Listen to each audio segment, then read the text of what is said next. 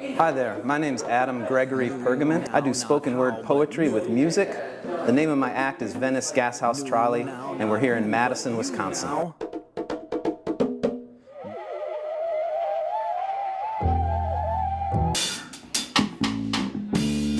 Certain portions of the spectrum. Radio monitoring. Well, flow poetry for me is an imperative.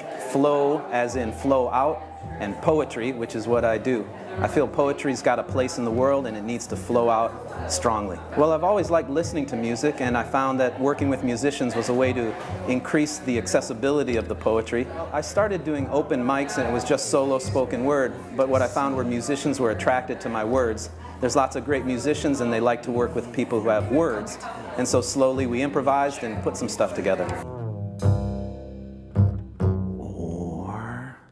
Lickety-split black and white darting fish, when I open blinking nod, water flash ripple. Instruments are more for sound than anything. I'm not a trained musician. I like sounds a lot. So I've got a Balinese flute up there.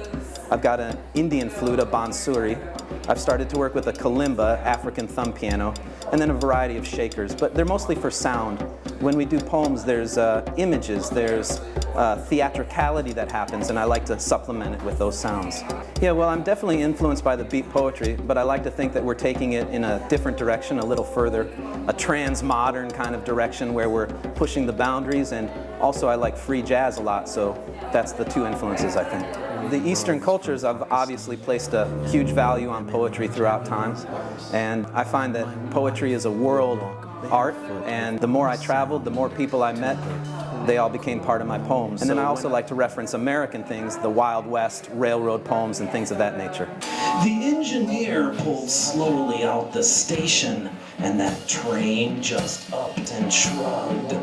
Every day seems right on time. The heat, the dust, the noise.